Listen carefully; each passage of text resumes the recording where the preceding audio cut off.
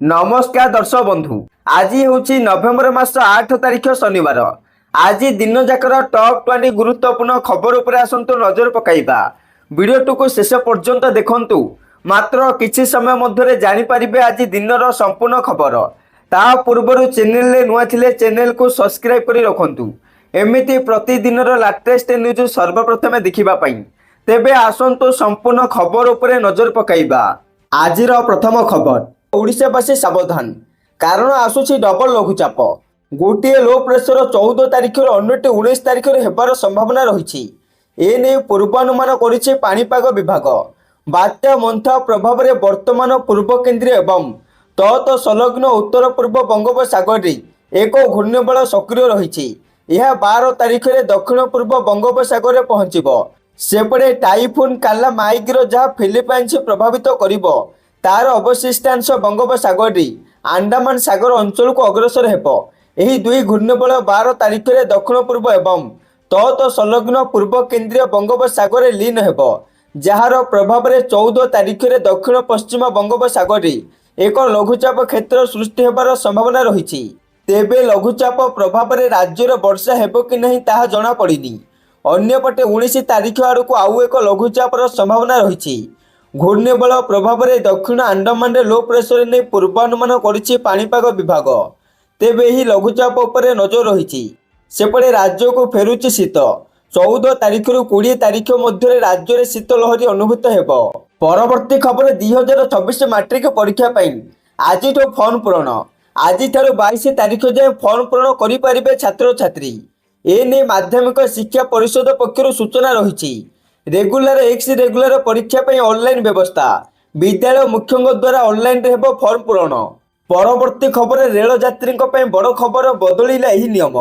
सेपटे भारतीय रेलवे सकाल 8 ରୁ 10ଟା मध्य आईआरसीटीसी वेबसाइट एवं मोबाइल ऐप रे ट्रेन टिकट बुकिंग करने आधार को बाध्यतामूलक करिछि। यह ठकई को रोकवा एवं भिड़ यात्रा समय टिकेट सठिक लोकों पाखे पहुंचवा सुनिश्चित करने उद्दिष्ट। सकाल 2 घंटा होते लोकप्रिय ट्रेन गुड़िक सीट चाहिदा अधिक थाए। लोक मैंने प्रायतः एकाधिक अकाउंट व्यवहार करती कि टिकेट बुकिंग करने स्वयं चालित सफ्टवेयर व्यवहार करती। तेणु यह रोकने आईआरसीटीसी समय स्लॉट आधार जांचित व्यवहारकारी सीमित करिछि। जो माने सेमानकर आधार लिंक करि से सकाल 8 ରୁ 10ଟା व्यतीत अन्य जेकोसी समय टिकेट बुकिंग करें। यही नियम अक्टोबर 28 तारिख कार्यकारी होउछि। पूर्वर रेलवे तत्काल टिकेट बुकिंग आधार को बाध्यतामूलक करथिला। 1 जुलाई तत्काल टिकेट आधार आवश्यक। 15 जुलाई 2025 ठारू ऑनलाइन एजेंट माध्यम किंबा पीआरएस काउंटर रे टिकेट बुकिंग ओटीपी आधारित आधार जांच जोड़ा जाइछि। परवर्ती खबर, पुणी बढ़िला सुना एवं रूपा दर। कारण आज भारतीय बजार में 24 कैरेट सुना 1,22,020 टंका रही। सेहीपरि 22 कैरेट सुनार दर 1,11,850 टंका छुईची। सेहीपरि राजधानी भुवनेश्वर में 24 कैरेट सुनार मूल्य 10 ग्राम पिछा 1,22,020 टंका रही बेले 22 कैरेट सुनार मूल्य 1,11,850 टंका को पहुंची। आउ 22 कैरेट सुनार मूल्य 1,11,200 टंका रही। सेपटे आज रूपा मूल्य मध्य अपरिवर्तित रही। 1 किलो रूपार मूल्य 1,50,000 टंका रही। परवर्ती खबर, केंद्र मंत्री नितिन गडकरी बड़ घोषणा। वर्ज्य वस्तु तैयारी हेब रास्ता। गतकाली इंडियन रोड शो कांग्रेस रे केंद्र मंत्री नितिन गडकरी संबोधन। प्रधानमंत्री मोदी नेतृत्व में देश में सड़क निर्माण द्रुत विकास होइछि। विभाग पाखे 15 लाख कोटी टंका पड़ी रही बोली गडकरी कहते। अर्थर कौन अभाव नहीं, मुख्य समस्या होछि खर्च करने। यही अवसर में केंद्र सड़क परिवहन मंत्री ओडिशा 1,000 कोटी टंकार केंद्रीय सड़क भित्तिभूमि पांठि घोषणा करिसेंती। एथिसहित से कहते जे आज जातीय और अंतर्जातीय स्तर में वर्ज्यवस्तु को व्यवहार कर सड़क निर्माण करा जाउछि। तेणु भुवनेश्वर में कठिन वर्ज्यवस्तु को सड़क निर्माण क्षेत्र में उपयोग करी स्वच्छ भुवनेश्वर गठन करने को परामर्श देइछंती। पायलट प्रोजेक्ट रे आम ओडिशा समेत किछि राज्य रे यान चलाइबा निष्पत्ति नेइछु। यह हेउछि भविष्यत। सही अनुपात रे रास्ता दुर्घटना जनित मृत्यु घटुछि। वर्ष को 1,80,000 जीवन जाउछि सड़क दुर्घटना। सड़क सुरक्षा को विशेष गुरुत्व दिया उचित। सड़क सुरक्षा आईन प्रति लोकों भय नहीं, आमको सचेतन करने को हेब। ପରବର୍ତ୍ତୀ ଖବର ଛାଡ଼ଖାରି ଖାଇଗଲେ 4 କୋଟି ଟଙ୍କାର ଆମିଷ। ସେପଟେ ମାସ ତମାମ ନିଷ୍ଠାର ସହିତ ନିରାମିଷ ଖାଦ୍ୟ ଖାଇବା ପରେ ଆଜି ପାଟିରେ ଟିକେ ଆମିଷ ବାଜିଛି। ସେପଟେ ଆମିଷ ବ୍ୟବସାୟ ମଧ୍ୟ ଭଲ ହୋଇଛି। ଗତକାଲି ରାଜଧାନୀରେ ମଟନ ବାବଦରେ 1,27,50,000 ଟଙ୍କା ବ୍ୟବସାୟ ହୋଇଥିଲା ବେଳେ ଚିକେନ ବାବଦରେ 1,11,25,000 ଟଙ୍କା ବ୍ୟବସାୟ ହୋଇଛି। ସେହିଭଳି ମାଛ ବଜାରରେ 1,30,00,000 ଏବଂ ଅଣ୍ଡା ବାବଦରେ 32,55,000 ଟଙ୍କାର ବ୍ୟବସାୟ ହୋଇଛି। ଭୁବନେଶ୍ୱରରେ ମୋଟ 4,01,30,000 ଟଙ୍କା ବ୍ୟବସାୟ ହୋଇଥିବା କହିଛନ୍ତି ଓଡ଼ିଶା ଆମିଷ ବ୍ୟବସାୟୀ ମହାସଂଘ ସଭାପତି ଶେଖ ମୁନ୍ତକିମ ୱସ। ହାଟରେ 200 ମାଛ ଦୋକାନ, 23 ମଟନ ଦୋକାନ ଓ 42ଟି ଚିକେନ ଦୋକାନ ରହିଛି। ହୋଟେଲ ମାନଙ୍କରେ ଚିକେନ, ମଟନ, କଙ୍କଡ଼ା, ଚିଙ୍ଗୁଡ଼ି ତରକାରୀ ସହ ସ୍ୱତନ୍ତ୍ର ପତ୍ରପୋଡ଼ା ସ୍ପେଶାଲ ଖାଦ୍ୟ ଗ୍ରାହକ ଖାଇଛନ୍ତି। ପରବର୍ତ୍ତୀ ଖବର ନୂଆପଡ଼ା ଉପନିର୍ବାଚନ। ଡବଲ ଇଞ୍ଜିନ ସରକାର ଡବଲ ଧୋକା। ସେପଟେ ଗତକାଲି ସଭାପତି ତଥା ବିରୋଧୀ ଦଳ ନେତା ନବୀନ ପଟ୍ଟନାୟକ ଶୁକ୍ରବାର ଦିନିକିଆ ନୂଆପଡ଼ା ଗସ୍ତରେ ଯାଇ ପହଞ୍ଚିଛନ୍ତି। ନବୀନ ଦଳୀୟ ପ୍ରାର୍ଥୀ ସ୍ନେହାଙ୍ଗିନୀ ଛୁରିଆଙ୍କ ପାଇଁ ପ୍ରଚାର କରିଛନ୍ତି। ଏହି ଅବସରରେ ନବୀନ ଖରିଆର ରୋଡ ଏନ୍ଏସି ଅଞ୍ଚଳର ଦାଗା ବିଜୁ ପଟ୍ଟନାୟକ ଏବଂ ଲକ୍ଷ୍ମଣିଆ ପେଟ୍ରୋଲ ପମ୍ପ ଛକ ଦେଇ ରୋଡ ଶୋ କରିଛନ୍ତି। ତେବେ ନୂଆପଡ଼ାରେ ଶାସକ ଦଳକୁ ଶାଣିତ ଟାର୍ଗେଟ କରିଛନ୍ତି ନବୀନ। ସ୍ୱର୍ଗତ ରାଜୁ ଢୋଲିକିଆଙ୍କୁ ଶ୍ରଦ୍ଧାଞ୍ଜଳି ଜଣାଇ ଟାର୍ଗେଟ କଲେ ନବୀନ। ବିକାଶର ପ୍ରସଙ୍ଗ ଉଠାଇ ନୂଆପଡ଼ା ଭୋଟରଙ୍କୁ ପ୍ରଶ୍ନ କଲେ ନବୀନ। 300 ୟୁନିଟ୍ ମାଗଣା ବିଜୁଳି ଓ 3,500 ଟଙ୍କାର ପେନସନ ମିଳିଲା କି? ଚାଷୀଙ୍କୁ ୟୁରିଆ ସାର ଓ ଯୁବବର୍ଗଙ୍କୁ ଚାକିରି ମିଳିଲା କି? ମିଶନ ଶକ୍ତି ମହିଳାଙ୍କୁ ଋଣ ମିଳିଲା କି? କଟନୀ ଛଟନୀ ବନ୍ଦ ହେଲା କି? ରଙ୍ଗ ମାରିଲେ ବିକାଶ ହୁଏନି। ରାଜ୍ୟବାସୀଙ୍କୁ ଡବଲ ଧୋକା ମିଳିଛି। ଆୟୁଷ୍ମାନ କାର୍ଡରେ କେବଳ ଟେନସନ ମିଳିଲା। ଭୋଟ ଚୋରି କରି ସରକାର କରିପାରନ୍ତି, ପ୍ରାର୍ଥୀ ବି ଚୋରି କରିପାରନ୍ତି, କିନ୍ତୁ ଭୋଟରଙ୍କ ହୃଦୟ କେବେ ବି ଜିତି ପାରିବେନି। ଆଜି ବି ଆପଣଙ୍କ ଆଖିରେ ଦୁଃଖ ଓ କ୍ରୋଧ ଦେଖିପାରୁଛି। ଆପଣଙ୍କ ସହିତ ବିଜେଡି ସହିତ ଓ ମୋ ସହିତ କିପରି ବେଇମାନ କରାଗଲା ଆପଣମାନେ ଭଲ ଭାବରେ ଜାଣନ୍ତି ବୋଲି କହୁଛନ୍ତି ନବୀନ। ପରବର୍ତ୍ତୀ ଖବର ଆଜି 4ଟି ବନ୍ଦେ ଭାରତ ଏକ୍ସପ୍ରେସ ଟ୍ରେନର ଶୁଭାରମ୍ଭ କରିବେ ପ୍ରଧାନମନ୍ତ୍ରୀ। ସେପଟେ ପ୍ରଧାନମନ୍ତ୍ରୀ ନରେନ୍ଦ୍ର ମୋଦି ଆଜି ବାରାଣସୀ ଗସ୍ତ କରି 4ଟି ନୂତନ ବନ୍ଦେ ଭାରତ ଏକ୍ସପ୍ରେସ ଟ୍ରେନର ଶୁଭାରମ୍ଭ କରିବେ। ନୂତନ ବନ୍ଦେ ଭାରତ ଏକ୍ସପ୍ରେସ ଟ୍ରେନଗୁଡ଼ିକ ବନାରସ, ଖଜୁରାହୋ, ଲକ୍ଷ୍ନୌ, ସହରାନପୁର, ଫିରୋଜପୁର, ଦିଲ୍ଲୀ ଏବଂ ଏର୍ଣ୍ଣାକୁଲମ, ବେଙ୍ଗାଲୁରୁ ରୁଟ୍ରେ ଚଳାଚଳ କରିବ।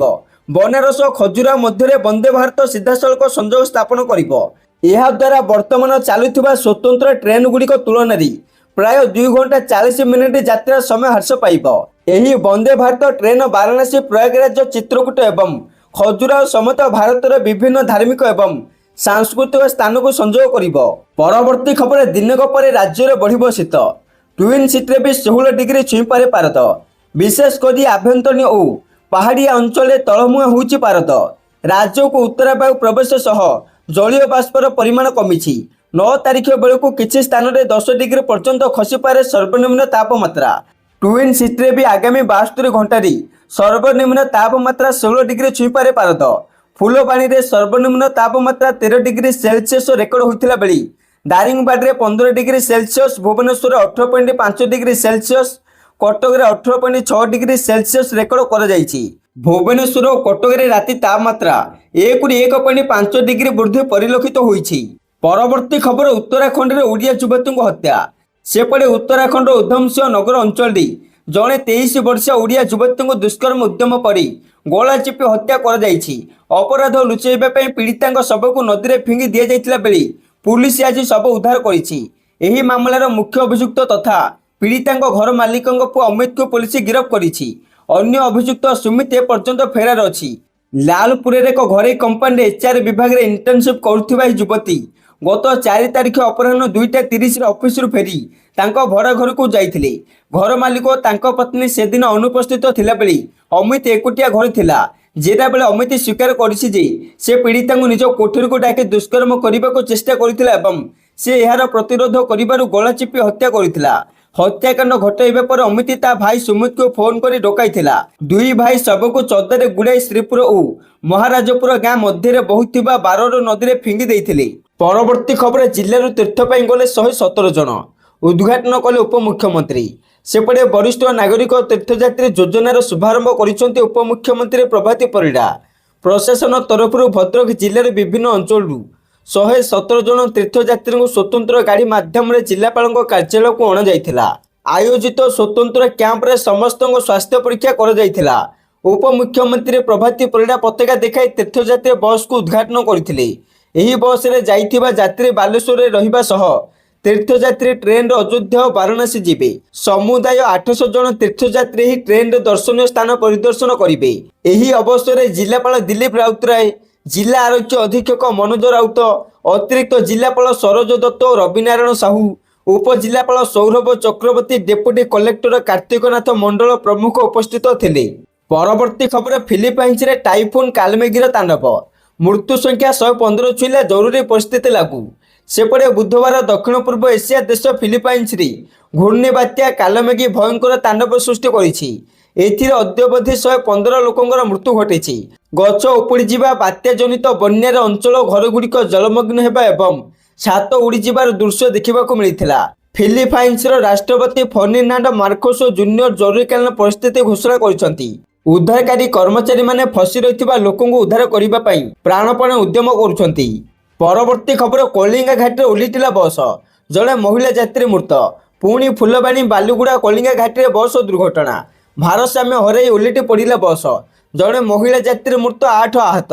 आहत को जी उदयगिरी और भंजनगर मेडिकल भर्ती कर बरगढ़ ब्रह्मपुर जाउथिबा घरे बस दुर्घटनाग्रस्त होईछि। बस रे 15 रु अधिक यात्री थिबा सूचना। कलिंगा घाटी रे अघटन पर अघटन देखिबाकू मिलिछि। वर्षा दिन ही स्थान रे बारंबार भूस्खलन देखिबाकू मिलिथिला। बड़ बड़ पत्थर पहाड़ू खसिबा फल रास्ता मझिरु कटि जाइथिला, अर्थात रास्ता मझिरु विच्छिन्न हो जाइथिला। यातायात बंद हो जाइथिला। एहा परे जेतेबेले रास्ता काम चलीथिला सेतेबेले पुणी थरे खबर आसीथिला कलिंगा घाटी रे पुणी भूस्खलन घटिछि। भाग्यवशतः कौनसी जीवन हानि होई नथिला। एही घटना को किछि मास बीती नथिला बेले आज कलिंगा घाटी रे बस दुर्घटना एक दुखद खबर सामना को आसीछि। परवर्ती खबर आसंता वर्ष भारत गस्तरे जाइपारे कहिले डोनाल्ड ट्रंप। सेपटे अमेरिका राष्ट्रपति डोनाल्ड ट्रंप आज घोषणा करिसेंति जे 2026 रे तांकर भारत गस्तर संभावना रही। अमेरिका और भारत मध्य वाणिज्य और सुरक्षा आलोचना त्वरान्वित होइछि एवं द्विपाक्षिक संपर्क में नुआ गति देखा मिली बोली ट्रंप व्हाइट हाउस रे सांबादिक मानक कहिसंती।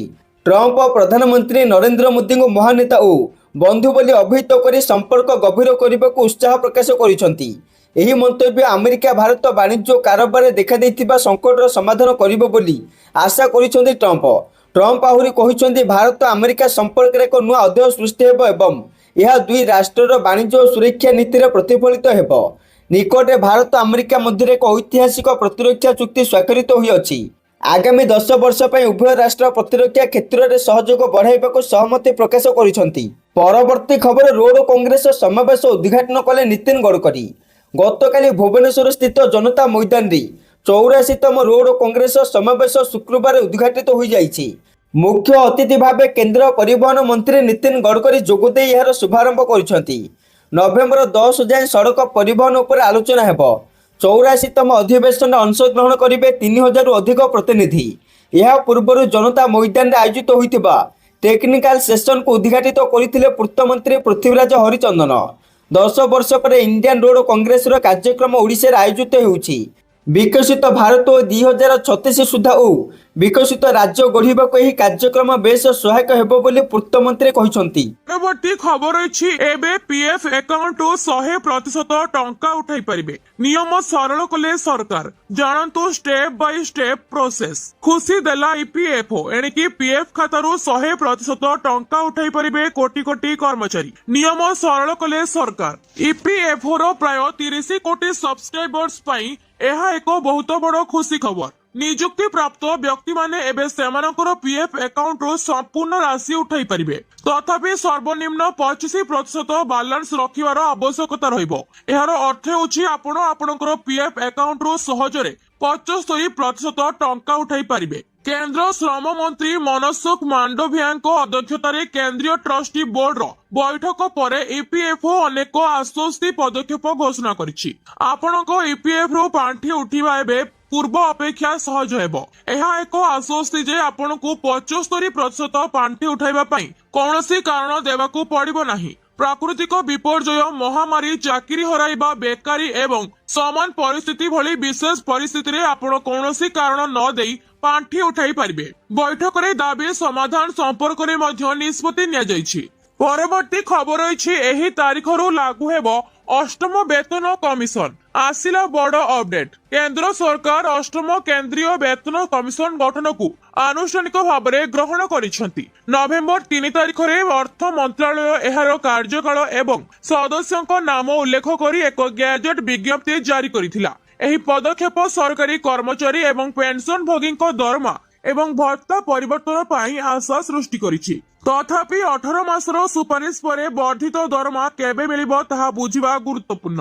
ଜଷ୍ଟିସ ରଞ୍ଜନା ପ୍ରକାଶ ଦେଶାଇ ଅଷ୍ଟମ ବେତନ କମିଶନର ଅଧ୍ୟକ୍ଷ ହେବେ। ପଙ୍କଜ ଜୈନଙ୍କୁ ସଦସ୍ୟ ସଚିବ ନିଯୁକ୍ତି କରାଯାଇଛି ଏବଂ ପ୍ରଫେସର ପୁଲକ ଘୋଷଙ୍କୁ ଏକ ଅଂଶକାଳୀନ ସଦସ୍ୟ ଭାବରେ ନିଯୁକ୍ତି କରାଯାଇଛି। କମିଶନର ଦାୟିତ୍ୱ ଏବେ ଆଗାମୀ 18 ମାସ ମଧ୍ୟରେ ଏହାର ସୁପାରିଶ ପ୍ରସ୍ତୁତ କରିବା। ଏହାର ଅର୍ଥ ହେଉଛି କର୍ମଚାରୀଙ୍କ ନୂତନ ଦରମା 1 ଜାନୁଆରୀ 2026 ରୁ କାର୍ଯ୍ୟକାରୀ ହୋଇପାରିବ, କିନ୍ତୁ ସମଗ୍ର ପ୍ରକ୍ରିୟାରେ କିଛି ଧୈର୍ଯ୍ୟ ଆବଶ୍ୟକ ହେବ। ଆମେ ଯଦି ପୂର୍ବ ଧାରା ବିଚାର କରିବା ତେବେ ଶେଷ ଥର ପାଇଁ କମିଶନଙ୍କ ସୁପାରିଶ ପ୍ରସ୍ତୁତ ଏବଂ କାର୍ଯ୍ୟକାରୀ ହେବା ପାଇଁ ପ୍ରାୟ 18 ମାସ ସମୟ ଲାଗିଥିଲା। ପରବର୍ତ୍ତୀ ଖବର ରହିଛି ଶ୍ରୀମନ୍ଦିରରେ ବଡ ଅଘଟଣ। ଚଷମାରେ ହିଡେନ କ୍ୟାମେରା। ସେବାୟତ ବେଶରେ ଗର୍ଭଗୃହରେ ପଶିଲେ ଶ୍ରଦ୍ଧାଳୁ। ପୁଣି ଶ୍ରୀମନ୍ଦିର ସୁରକ୍ଷା ବ୍ୟବସ୍ଥାରେ ତ୍ରୁଟି। ପୁଣି ହିଡେନ କ୍ୟାମେରା ନେଇ ଶ୍ରୀମନ୍ଦିରକୁ ପ୍ରବେଶ କଲେ ଭକ୍ତ। ଚଷମାରେ ହିଡେନ କ୍ୟାମେରା ଲଗାଇ ଭିତରକୁ ପ୍ରବେଶ କରିଥିବା ଜଣେ ଭକ୍ତ ଶ୍ରୀମନ୍ଦିର ଜଗମୋହନରୁ ଧରା ପଡିଛନ୍ତି। ତାଙ୍କ ନାମ ଭରତ ପାଣ୍ଡିଆ ଏବଂ ଘର ଅହମ୍ମଦାବାଦ। ସେ ପ୍ରୋଟୋକଲରେ ମନ୍ଦିର ଭିତରେ ପ୍ରବେଶ କରିଥିବା ସୂଚନା ମିଳିଛି। ଅବକାଶ ନୀତି ପରେ ଜଗମୋହନରେ ଦର୍ଶନ ଚାଲିଥିବା ସମୟରେ ଭକ୍ତ ଭରତ ହିଡେନ କ୍ୟାମେରା ଯୁକ୍ତ ଚଷମା ପିନ୍ଧିଥିବା ଜଣାପଡିଥିଲା। ତାଙ୍କୁ ଜେଟିପି ଅଟକ ରଖି ଗାରଦରେ ପଚରାଉଚରା କରିବା ପରେ କାର୍ଯ୍ୟାଳୟରେ ତାଙ୍କଠାରୁ ବିସ୍ତୃତ ତଥ୍ୟ ନିଆଯାଇଥିଲା। ଏହାପରେ ତାଙ୍କୁ ସିଂହଦ୍ୱାର ଥାନାକୁ ପଠାଯାଇଥିଲା ସୂଚନା ମିଳିଛି। ପରବର୍ତ୍ତୀ ଖବର ରହିଛି ପାନ୍ ଆଧାର ଲିଙ୍କରେ ଶେଷ ଅବଧି ଡିସେମ୍ବର 31 ତାରିଖ। ଯଦି ଆପଣ ଏପର୍ଯ୍ୟନ୍ତ ଆପଣଙ୍କର ପାନ୍ କାର୍ଡକୁ ଆଧାର ସହିତ ଲିଙ୍କ କରିନାହାନ୍ତି ତେବେ ବିଳମ୍ବ କରନ୍ତୁ ନାହିଁ। ଡିସେମ୍ବର 31 ସୁଦ୍ଧା ଏପରି କରିବାରେ ବିଫଳ ହେଲେ 2026 ଜାନୁଆରୀ 1ରୁ ଆପଣଙ୍କର ପାନ୍ କାର୍ଡ ନିଷ୍କ୍ରିୟ ହୋଇଯିବ। ଏମିତିକି ପାନ୍ କାର୍ଡକୁ ଆଧାର ସହିତ ଲିଙ୍କ କରାଯାଇ ନଥିଲେ ଆପଣ ଆୟକର ରିଟର୍ଣ୍ଣ ଫାଇଲ କରିପାରିବେ ନାହିଁ ଏବଂ ରିଫଣ୍ଡ ମଧ୍ୟ ପାଇପାରିବେ ନାହିଁ। ଏମିତିକି ଆପଣଙ୍କ ବ୍ୟାଙ୍କ ଆକାଉଣ୍ଟକୁ ଦରମା ଆସିବା କିମ୍ବା SIP ଆର୍ଥିକ ଉତ୍ପାଦରେ ନିବେଶରେ ମଧ୍ୟ ଅସୁବିଧାର ସମ୍ମୁଖୀନ ହୋଇପାରନ୍ତି। ଯେଉଁମାନେ 2024 ଅକ୍ଟୋବର 1 ପୂର୍ବରୁ ସେମାନଙ୍କର ଆଧାର ପଞ୍ଜୀକରଣ ଆଇଡି ବ୍ୟବହାର କରି ସେମାନଙ୍କର ପାନ୍ ପାଇଥିଲେ ସେମାନଙ୍କୁ ଚଳିତ ବର୍ଷ ଡିସେମ୍ବର 31 ସୁଦ୍ଧା ଏହାକୁ ଲିଙ୍କ କରିବାକୁ ପଡିବ। ନିୟମ ଅନୁଯାୟୀ ଯଦି ଆପଣଙ୍କର ପାନ୍ ନିଷ୍କ୍ରିୟ ହୋଇଯାଏ ଏବଂ ଆପଣ ଏହାକୁ ବ୍ୟାଙ୍କ କାରବାର କିମ୍ବା ଅନ୍ୟ କୌଣସି ସ୍ଥାନରେ ବ୍ୟବହାର କରନ୍ତି ତେବେ ଏହା ବିବେଚନା କରାଯିବ ଯେ ଆପଣ ଆଇନ ଅନୁଯାୟୀ ପାନ୍ ପ୍ରଦାନ କରିନାହାନ୍ତି। ଏପରି କ୍ଷେତ୍ରରେ ଆପଣଙ୍କୁ ଆୟକର ଆଇନର ଧାରା 272 ଅନୁଯାୟୀ 10,000 ଟଙ୍କା ଜରିମାନା ଦେବାକୁ ପଡିପାରେ। ଆଇନର ଧାରା 148A ଅନୁଯାୟୀ ପଚରା ଗଲେ ପାନ୍ ଦେଖାଇବା ବାଧ୍ୟତାମୂଳକ। ଆୟକର ଆଇନ 1961 ଅନୁଯାୟୀ କିଛି ଲୋକଙ୍କୁ ପାନ୍ ସହିତ ଆଧାର ଲିଙ୍କ କରିବାକୁ ମୁକ୍ତ କରାଯାଇଛି। ପରବର୍ତ୍ତୀ ଖବର ରହିଛି ପୀତବାସ ପଣ୍ଡାଙ୍କ ପାଇଁ ଲଢିବେ 209 ଆଇନଜୀବୀ। ବହୁ ଚର୍ଚ୍ଚିତ ବ୍ରହ୍ମପୁରର ପୀତବାସ ପଣ୍ଡା ହତ୍ୟା ମାମଲା। ପୀତବାସ ପଣ୍ଡାଙ୍କ ପାଇଁ ଲଢିବେ 209 ଆଇନଜୀବୀ। ପୀତବାସ ପଣ୍ଡା ହତ୍ୟା ଘଟଣାରେ ତାଙ୍କ ତରଫରୁ 209 ଆଇନଜୀବୀ ଓକିଲାତିନାମା ଦାଖଲ କରିଛନ୍ତି। ବ୍ରହ୍ମପୁର SDJM କୋର୍ଟଙ୍କ ନିକଟରେ ଓକିଲାତିନାମା ଦାଖଲ କରିଛନ୍ତି। ପୂର୍ବରୁ ଏହି ହତ୍ୟାକାଣ୍ଡର ଅଭିଯୁକ୍ତ ବିକ୍ରମ ପଣ୍ଡା, ମଳୟ ବିଷୋଇ ଓ ମଦନ ଦଳାଇଙ୍କ ପାଇଁ 44 ଜଣ ଆଇନଜୀବୀ ଓକିଲାତିନାମା ଦାଖଲ କରିଛନ୍ତି। ସେପଟେ ଏହି ହାଇ ପ୍ରୋଫାଇଲ ହତ୍ୟାକାଣ୍ଡକୁ 1 ମାସ ପୂରିଛି। ଆଉ ଏସବୁ ମଧ୍ୟରେ ବୁଧବାର ଗୁଳିକାଣ୍ଡ ସ୍ଥଳରେ ପୋଲିସ କ୍ରାଇମ ସିନ୍ ରିକ୍ରିଏସନ କରିଛି। ଅକ୍ଟୋବର 6 କୁମାର ପୂର୍ଣ୍ଣିମା ରାତିରେ ସାର୍ପ ସୁଟର କୁରୁପତି ଭୂଇଁଆ ଓ ଚିଣ୍ଟୁ ପ୍ରଧାନ କିଭଳି ଭାବେ ପୀତବାସଙ୍କୁ ଗୁଳି କରିଥିଲେ ତାହା ପୋଲିସକୁ ଦେଖାଇଛନ୍ତି। କୁମାର ପୂର୍ଣ୍ଣିମା ରାତି ପ୍ରାୟ 10ଟାରେ ପୀତବାସ ତାଙ୍କ ଚାମ୍ବରରେ କାମ ସାରି ସ୍କୁଟିରେ ଘରକୁ ଫେରୁଥିଲେ। ଘରକୁ ମାତ୍ର 100 ମିଟର ଦୂରରେ ଥିବା ବେଳେ ବାଇକରେ ଆସି ଅତି ପାଖରୁ ଗୁଳି କରିଥିଲେ କୁରୁପତି ଓ ଚିଣ୍ଟୁ। ଗେଟ୍ ବଜାରରୁ ନୂଆ ବସଷ୍ଟାଣ୍ଡ ବୈକୁଣ୍ଠ ନଗର ଅଞ୍ଚଳରେ ଗୁଳି କରି ଫେରାର ହୋଇଯାଇଥିଲେ ଉଭୟ। ପରବର୍ତ୍ତୀ ଖବର ରହିଛି PM ପୋଷଣ ସ୍କିମ୍। PM ପୋଷଣ ଯୋଜନାରେ ଖାଦ୍ୟ ତାଲିକା। 1959 ଅଗଷ୍ଟ 15 ତାରିଖରୁ ଆରମ୍ଭ ହୋଇଥିଲା ମିଡ୍ ଡେ ମିଲ୍ ଯୋଜନା। ଦେଶବ୍ୟାପୀ ବିଦ୍ୟାଳୟ ଗୁଡିକରେ ଛାତ୍ରଛାତ୍ରୀଙ୍କୁ ପୋଷଣଯୁକ୍ତ ଖାଦ୍ୟ ଯୋଗାଇ ପାଠପଢା ପ୍ରତି ଆକୃଷ୍ଟ କରିବା ହିଁ ଥିଲା ଏହାର ମୂଳ ଲକ୍ଷ୍ୟ। ଉପସ୍ଥାପନା ବଢାଇବା ଉଦ୍ଦେଶ୍ୟରେ ଏହି ଯୋଜନାରେ 6 ରୁ 14 ବର୍ଷ ପିଲାଙ୍କୁ ରନ୍ଧା ଖାଦ୍ୟ ଯୋଗାଇ ଦିଆଯାଉଛି। ପିଏମ ପୋଷଣ ଯୋଜନା 2021ରେ ସୁପ୍ରିମକୋର୍ଟ ଏହି ଯୋଜନାକୁ ବାଧ୍ୟତାମୂଳକ କରି ପ୍ରତି ସରକାରୀ ସ୍କୁଲରେ ରନ୍ଧା ଖାଦ୍ୟ ଦେବାକୁ ରାଜ୍ୟ ଓ କେନ୍ଦ୍ରଶାସିତ ଅଞ୍ଚଳଗୁଡ଼ିକୁ ନିର୍ଦ୍ଦେଶ ଦେଇଥିଲେ। କେନ୍ଦ୍ରରେ ମୋଦି ସରକାର ଆସିବା ପରେ 2021ରେ ଏହାର ନାଁ ବଦଳାଇ ପିଏମ ପୋଷଣ ଯୋଜନା ରଖିଛନ୍ତି। ପିଏମ ପୋଷଣ ଯୋଜନା ଅଧୀନରେ ସମସ୍ତ ସରକାରୀ ଓ ସରକାରୀ ଅନୁଦାନ ପ୍ରାପ୍ତ ପ୍ରାଥମିକ ବିଦ୍ୟାଳୟ ମାନଙ୍କରେ ରନ୍ଧା ଖାଦ୍ୟ ଯୋଗାଇ ଦିଆଯାଉଛି। ମଧ୍ୟାହ୍ନ ଭୋଜନ ଯୋଜନାରେ ପ୍ରଥମରୁ ଅଷ୍ଟମ ଶ୍ରେଣୀ ଛାତ୍ରଛାତ୍ରୀଙ୍କୁ ଦିନକୁ ଥରେ ରନ୍ଧା ଖାଦ୍ୟ ଦିଆଯାଉଥିବା ବେଳେ ଏବେ ଏହି ଯୋଜନାରେ ପ୍ରି ପ୍ରାଇମେରୀ ପିଲାଙ୍କୁ ସାମିଲ କରାଯାଇଛି। ରାଜ୍ୟର ପ୍ରାୟ 50,000 ବିଦ୍ୟାଳୟରେ 40 ଲକ୍ଷରୁ ଉର୍ଦ୍ଧ୍ୱ ଛାତ୍ରଛାତ୍ରୀ ମଧ୍ୟାହ୍ନ ଭୋଜନ ଖାଉଛନ୍ତି। ଏଥିରୁ ପିଲାଙ୍କୁ ଉଚିତ ପୋଷଣ ଓ ସ୍ମରଣ ଶକ୍ତି ମଧ୍ୟ ବଢିପାରିବ। ଏହି ମଧ୍ୟାହ୍ନ ଭୋଜନରେ ଏକ ସାପ୍ତାହିକ ତାଲିକା ମଧ୍ୟ ଅନ୍ତର୍ଭୁକ୍ତ କରାଯାଇଛି। ପରବର୍ତ୍ତୀ ଖବର ରହିଛି ରାଜପଥ ଓ ଏକ୍ସପ୍ରେସ ୱେରେ ବୁଲା ପଶୁଙ୍କୁ ପ୍ରବେଶ ନିଷେଧ ହଟାଇବା ପାଇଁ ସୁପ୍ରିମକୋର୍ଟଙ୍କ ନିର୍ଦ୍ଦେଶ।